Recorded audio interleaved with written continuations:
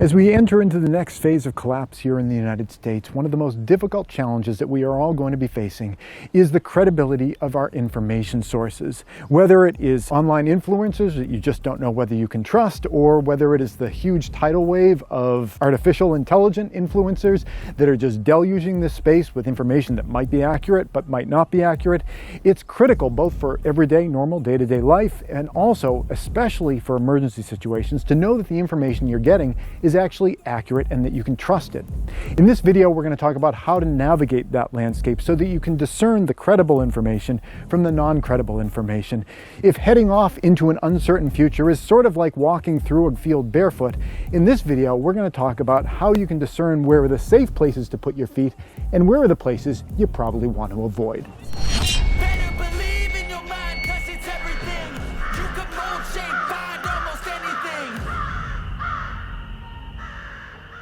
Hey everybody, this is Praxis. I'm the author of the new book, the Prepper's Cheat Book, which just came out and I just got my copy. This book has a lot to do with what we're talking about in this video, but I don't want to talk specifically about that until the end of the video, because what I want to focus on are the different ways that you can use to determine whether an online information source is going to be helpful and provide you with a lot of truthful, accurate information, or whether it's going to be the exact opposite of that. There are four principal ways that I think are really useful in trying to decipher the difference between those two possibilities online. And the first method relates to the transparency with which the methods and the data of a channel are being presented to you guys. Now, what do I mean by transparency with methods and data? Well, here on my channel, I try to be very transparent about what I'm doing and what I'm sharing with you guys. I share things that I've tried that have worked well for me, things that I've tried that haven't worked well for me, products that have been kind of the same, that either worked well or didn't work well. And I've always been very transparent about how I'm generating my information and what I am sharing with you guys. If I was a channel where it was just kind of like a talking head in an apartment or in front of a green screen, and I just put like it looks like I'm in a bunker, but clearly I'm just shooting myself in front of a green screen. I think there would be some question as to whether or not the information that I am claiming is me sharing my life experience with you guys is actually accurate, because there's no transparency in whether or not I'm actually engaging in any of the activities that I'm engaging in. Here on my channel, I bring you along for the ride. In fact, I made a whole series that was very unpopular. Almost nobody watched it, about building my whole house and homestead and everything from the ground up. I walked into this area right here that was just forest, and day by day, we were cutting down trees and putting in foundations and going through the whole thing, and you can see the whole 1,000 whatever episode series that demonstrates that I walk the walk and I practice what I preach. So if you're getting that from a channel, there's a fair degree of credibility that comes along with the idea that people are actually doing what they are talking about doing. Another example of this that I think is positive is Marfugal News. Marfugal News, it falls into the category of somebody doing all their videos from just some room somewhere. So it doesn't necessarily, there's none of that kind of look, I'm actually doing these kind of things that I'm sharing with you guys. But what they do on the Marfugal News, wow, I guess I don't say that one out loud very frequently. What they do on that channel is that they will always offer bibliographies of wherever they're getting their news stories, wherever they're getting their information. They always offer that up to people. So they're very transparent in terms of where they're getting their information from. For myself, I'm getting my information from my actual life lived experience, and from a place like Marfugal News, they are getting their information from other news sources, but they are sharing with you and being very transparent about where they're getting their information from. So if you find an information source online and you get a sense of that transparency, that where they're actually getting their information from, and you can kind of double check and look into that a little bit further, that's going to give you a far better sense of whether or not this news site is sharing with you information that is useful, or if it's just essentially it could just be being made up out of nothingness, and it's just a way of generating up more content, but it's not actually based on anything. Another method for gauging the potential accuracy of information from an online source is to try to question whether or not this source seems to be forthright about their own limitations, whether they seem to be open to the idea that they might be wrong about things, whether they accept the idea that there's uncertainty surrounding a lot of the things that we talk about here in this space. We've all met people like this in real life. We call them the know-it-all, that whatever they think is the way that it is, and to question them is to question science. Whenever you bump into somebody like that, they may know a lot of things, and a lot of what they know might be accurate, and a lot of what they think they know might be inaccurate. I think there's a quote from Mark Twain that the biggest problem is the things that we know is true, but it just ain't so. I butchered it. I'm sure Mark Twain did it a lot better. But those are the types of things that blindside us, things that we think that we're certain about, but they just ain't so.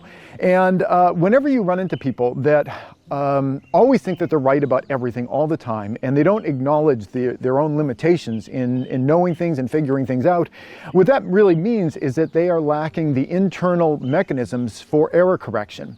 They're going to gather information from all over the place, and again, some of it will be true, some of it will be untrue, but if they aren't constantly kind of questioning which category all this information goes in, and it's just everything that I believe is true, they're not going to have any way of, over time, figuring out what the difference is, and that is a problem for them, and that's a problem for anybody that tends to listen to them. So if you're listening to sources online and they are just, like I said, if you question me, you're questioning science, those are not the types of people that you can tend to trust about everything, because they ultimately can't tell the difference themselves between what's real and not real. And those are not the kind of people you want to be listening to.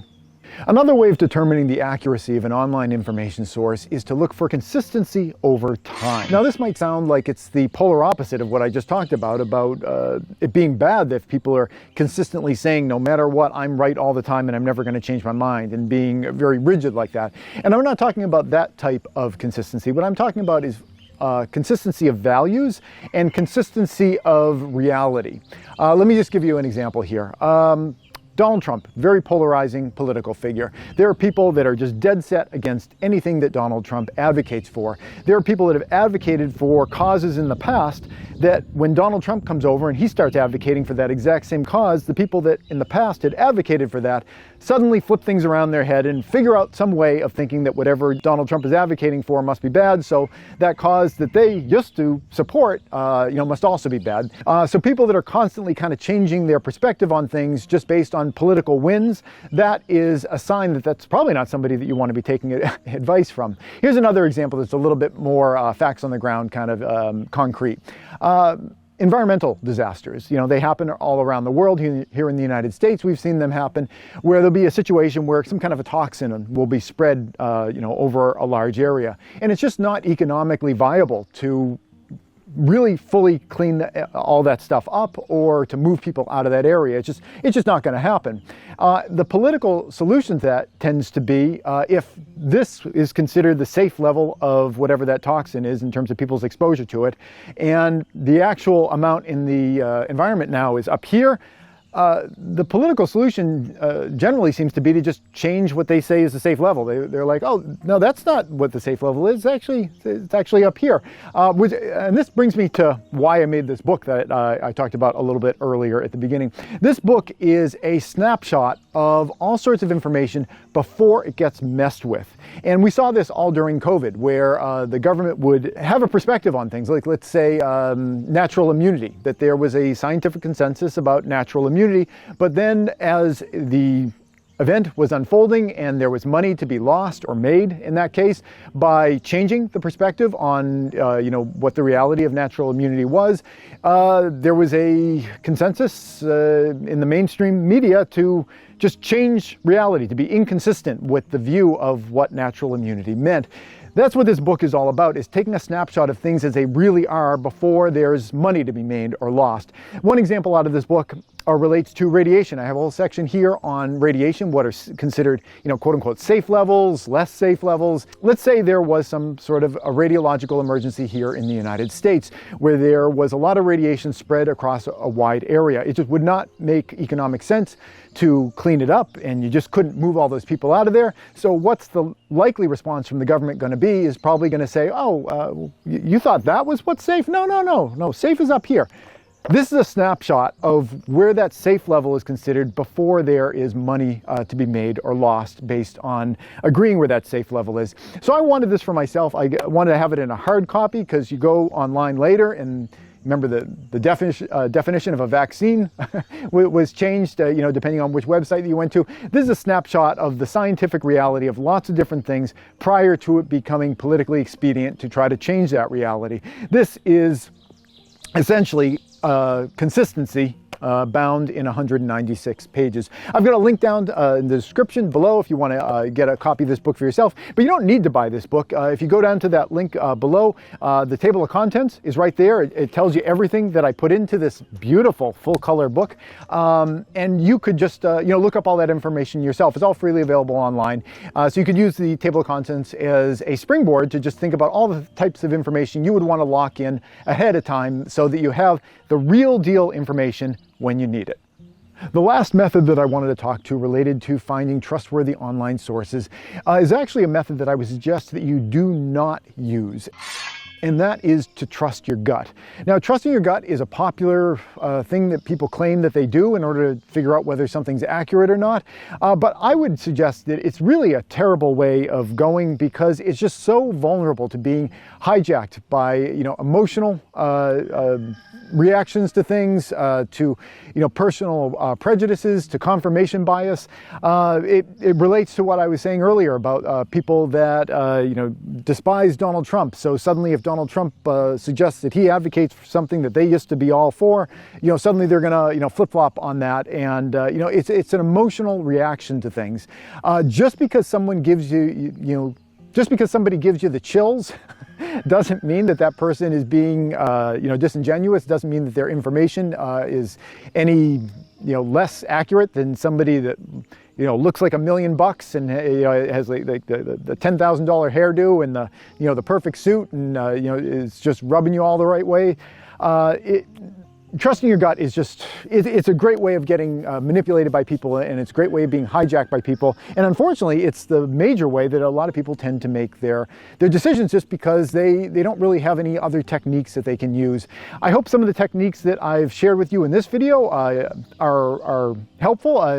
When you first start using techniques like this, they might seem a little bit forced or artificial, but over time, they tend to just become second nature. And I can say from personal experience, I tend to have a really good track record of being able to kind of figure out the difference between good information and total BS, to the point where the big danger for me at this point is that I've made so many calls that are 100% correct that there's a tendency in myself to think that just because I happen to think something that, well, this must be accurate as well. And you really have to check yourself on that and do that method that I mentioned earlier where you acknowledge the uncertainty about things and your own imperfections, and always be open to the idea that you might be wrong about something as well, because unless you are open to that, you're not going to have any of those internal error correction mechanisms within yourself, and then you might be the person that is spreading misinformation, bad information, wrong information to other people.